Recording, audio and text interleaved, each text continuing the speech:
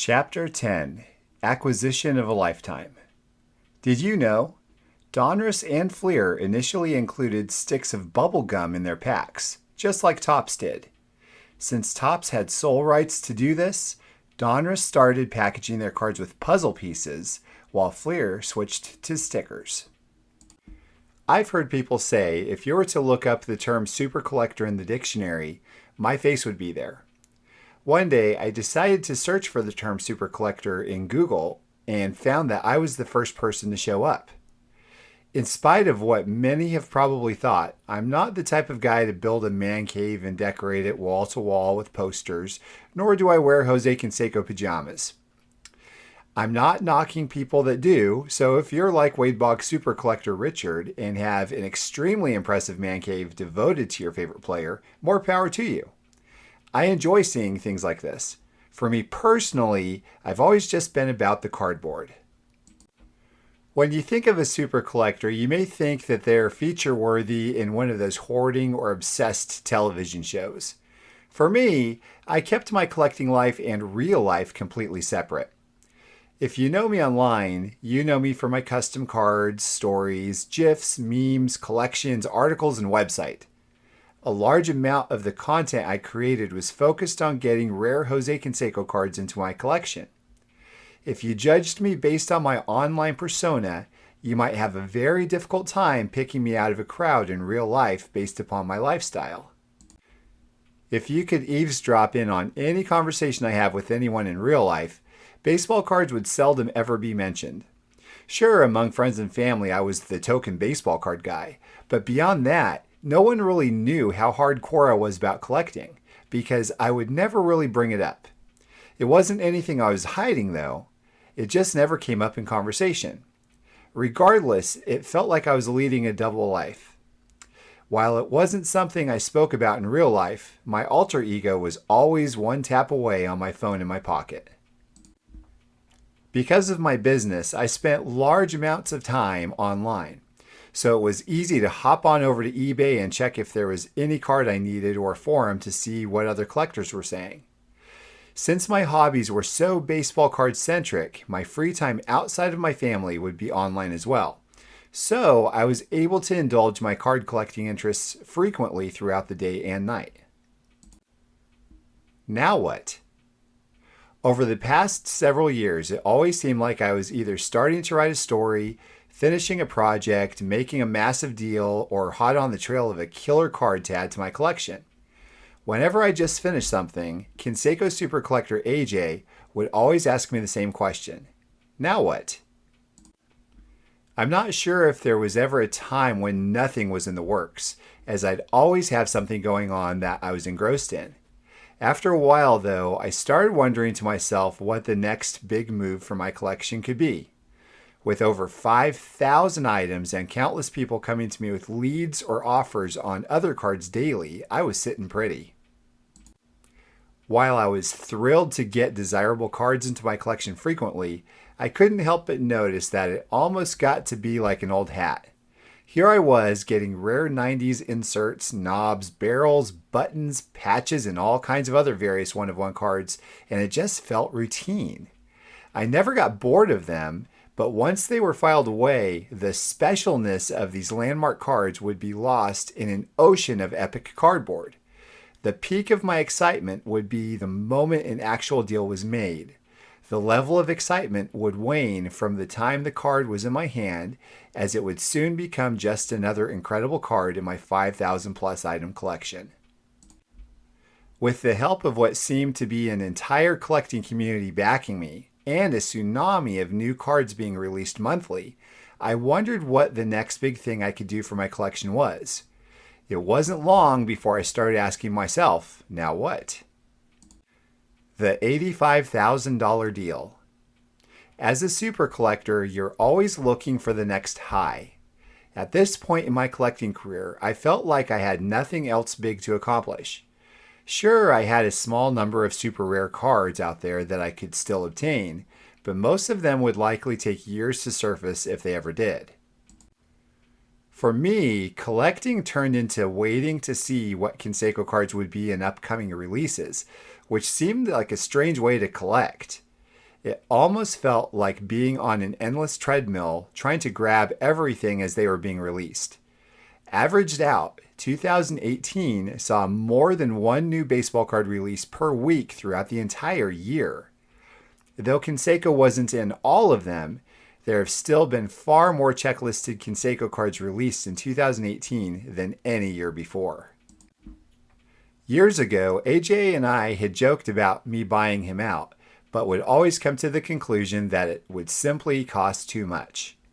The more time went by, the less likely it would be, as he would continually put money into his collection, with the majority of that money being put toward cards that would be duplicates for me.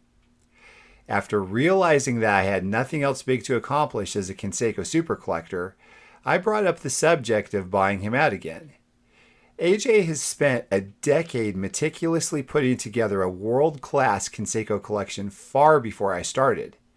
I've spent years drooling over cards he had that I knew I would never be able to touch simply because he would never part with them. Over the years, we have gone from collecting competitors to frenemies to friends. In my eyes, AJ's collection was by far the best out of all of my competitors. This is no small feat either, because there are some amazing Canseco collections out there. I cannot stress how incredible buying his collection would be to me. Simply put, this hobby could not offer me anything better. Think about all of the vintage finds over the past several years that have made headlines in the news. You know the kind. The finds where a guy finds a bunch of beautiful tobacco cards worth tons of money while rehabbing a house. Or Mr. Mint's purchase of all those beautiful 1952 Topps cards. To me, this was my epic find, and it wouldn't be any more exciting to me if they were all tobacco cards. I want to be clear here with what I'm saying. Rare Jose Canseco cards meant so much more to me than any Babe Ruth bat knob or Ty Cobb cut auto ever could. This to me would be the deal of a lifetime. It is important to note that AJ never intended to sell his collection. He just felt that based upon my position, it made sense to move them to me.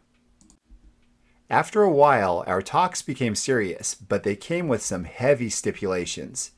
AJ said that he would only consider selling out if I purchased everything, and at the cost of what he paid for over the years, making it a grand total of $85,000. For anyone who is heavily collecting anything for fun, that's the dream, to get back what you put into your collection whenever it comes time to sell. Unless you're intentionally purchasing for investment purposes, the odds of coming out on the other end of such a collection without any money lost are slim to none. It simply doesn't happen. But then again, people don't typically collect to make money. They collect for enjoyment. After spending countless hours poring over his collection, I tried hard to make it all work while still being financially smart about it all. Knowing that I would have to pay every dime he paid for each card, I would breathe a sigh of relief when I would see a $300 one-of-one he paid $150 for. I would also grit my teeth every time I came across a $40 card that he paid $80 for because he liked the autograph so much. I attacked it from a resale value angle to see how much of that I could recoup if I wanted to sell at some point. One thing was for sure, if we did this deal, I was going to be busy for a very long time selling off the doubles. Out of his entire collection, he had about 200 cards that I didn't have. So that would mean that I would have thousands of cards to sell off for thousands and thousands of dollars. Throughout the next few weeks, I came to the realization that no matter how hard I tried, I would not be able to get all of my money back if I ever decided to sell. Then I thought about all the brand new cars that people buy for their enjoyment. They spend money each month on those and will never get their money back out of them. So why can't it be the same for cards, or at least for this monumental acquisition? That was my justification anyway. Deal or no deal? When the time came to decide to go forward with this, AJ gave me a call to discuss. Through a very choked up, shaky voice, he told me he couldn't sell. He was very emotional, and I could hear honest to goodness real tears through the phone. This should tell you how passionate he is about his collection. His love and passion caused him to turn down a full price offer of every single penny he had ever spent. Let that sink in for a minute. $85,000, and he turned it down. I was shocked but understood. As a last-ditch effort, I told him I would consider letting him keep the superfractor I had purchased on eBay when we were on the phone making a deal. While that didn't stick initially, it was the catalyst for what was to come. A couple of months down the road, AJ brought up the subject of me buying him out again, but allowing him to keep the superfractor. He once told me that if his house is on fire and he could grab one card to save, that would be it. I could probably count at least 20 cards I like in his collection more than that one, so my offer seemed to make sense for both of us. Even still, it took a couple of weeks to warm up to the idea of buying him out again.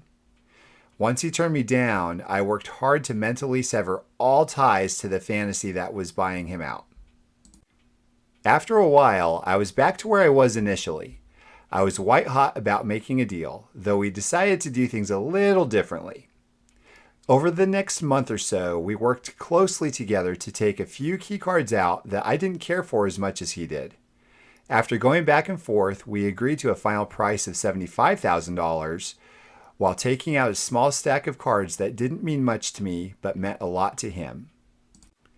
I cannot describe how much thought I put into this whole thing. This would undoubtedly be my largest single acquisition ever made for my collection.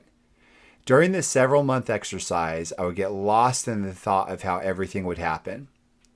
How would it feel flying out to pick up the collection, adding 80 one-of-ones to give me a total of 300 one-of-ones? To be honest, the whole ordeal kept me up many nights just dreaming about it. I would think about how cool it would be to populate my website with all the new additions and knock off all of the other cards from my want list. I thought about how fun it would be to integrate the new cards into my existing collection, displaying all the bat barrels and patches together. This acquisition meant so much more to me than just getting the cards, though. I was also excited about being able to share the news with the hobby community online. I cannot tell you how excited I was to document everything in pictures and write up an article about the entire experience. It would be pure, unadulterated joy. One other thing I was really excited about was that I would finally have a legitimate reason to finish writing the book you're holding right now. I've wanted to write a book for years, but never felt I had a good enough reason to. When my family got to hang out with Canseco at his house, I thought that might be a good final chapter, but it didn't seem quite right to finish up that way. I felt that such an acquisition as this would be the perfect ending to my book. But God had other plans.